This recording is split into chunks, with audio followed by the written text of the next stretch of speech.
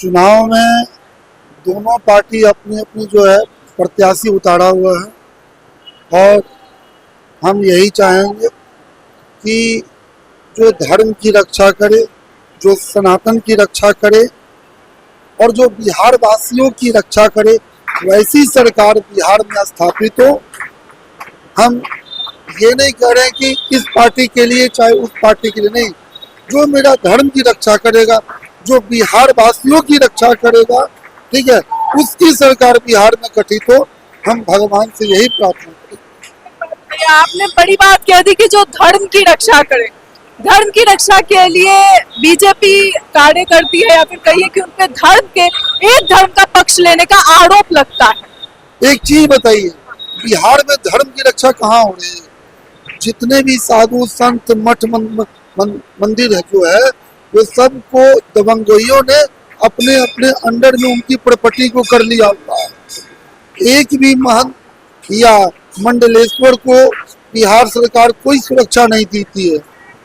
तो जो मठ मंदिर की सुरक्षा करेगा, जो महंतों की सुरक्षा करेगा, उसकी सरकार बिहार में जो है गठित होनी चाहिए। मंदिरों की, महंतों की सुरक्षा का दायित्व कौन उठा सकता है? बिहार सरकार। बिहार सरकार में कौन आएगा तो उठा सकता है, क्या लगता है? जो धर्म की रक्षा करेगा वही जो है ये मठ मंदिरों का भी जो है दायित्व उठावेगा। तेजस्वी यादव आपको लगता है कि दायित्व उठा सकते? तेजस्वी यादव अगर हमारे मुख्यमंत्री हो सकते हैं तो उन पर भी विश्वास किया जा सकता है कि वो धर्म की रक्षा करेंगे।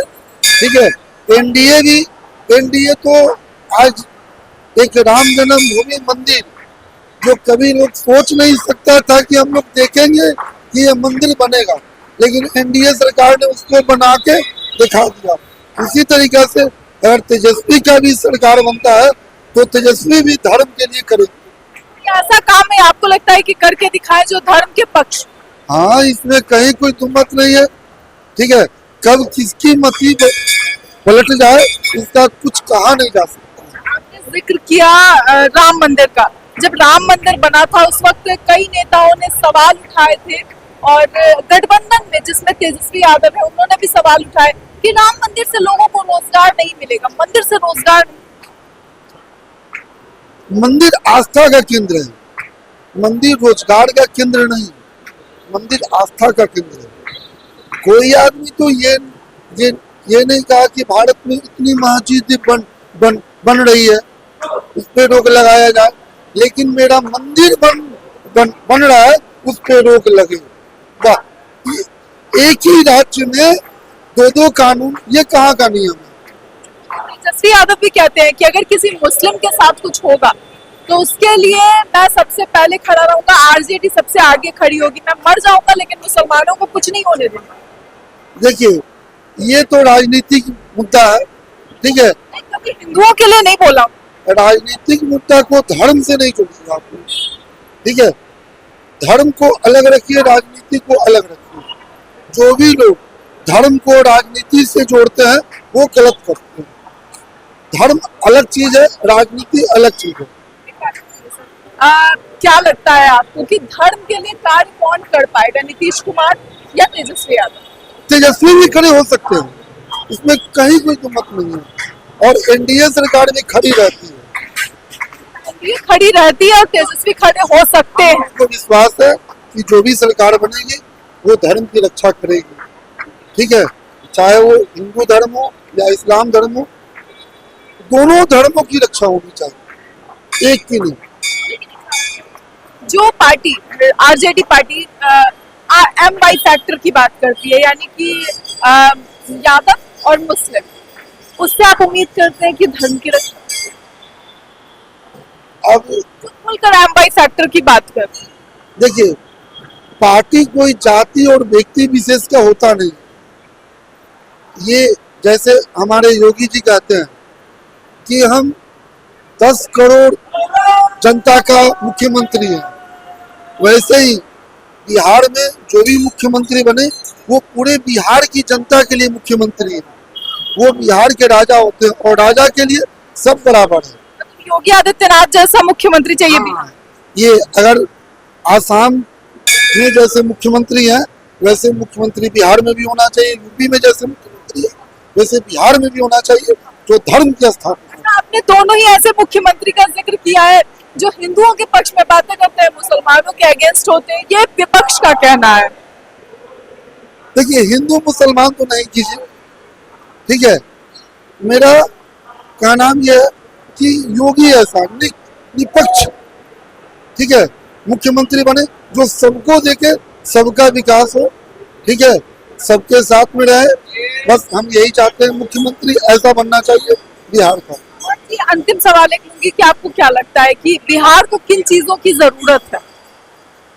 शिक्षा की, रोजगार की। जो लोग यहाँ से प्रदेश जाते हैं, ठीक है, अब 30,000 रुपया की नौकरी के लिए वो जाते हैं प्रदेश में, और उनका सारा खर्चा काट के 10,000 रुपया बचता है। अगर उनको बिहार में ही 15 से 20,000 का नौकरी हो जाए तो वो प्रदेश में क्यों जाएंगे? बिहार सरकार यहाँ के रोजगार की जो है वो बात करे, ठीक है, उसमें अच्छा रहेगा। एक सवाल और कि क्या लगता है आपको कि अब तक जो सरकारें रही है, लालू यादव का कार्यकाल और नीतीश कुमार का कार्यकाल, कौन बेहतर? तेजस्वी सरकार भी बोले हैं कि हम रोजगार देंगे। एनडीए सरकार अभी तुरंत में शिक्षकों की बहाली की है, ठीक है।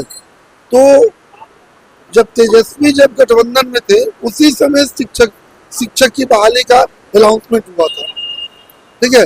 तो आज जो भी है, तेजस्वी क्या कहिए या नीतीश क्या कहिए, इतने लोगों को रोजगार तो मिला, 1 लाख लोगों को रोजगार तो मिला, ठीक है।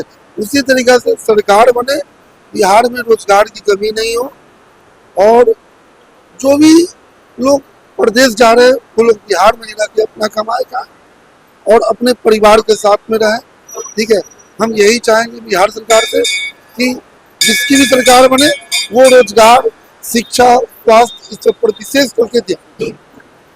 मतलब आज से 10 साल पहले की स्थिति और आज 10 साल बाद की स्थिति में थोड़ा सा अगर आप डिफरेंस बता देंगे क्या है?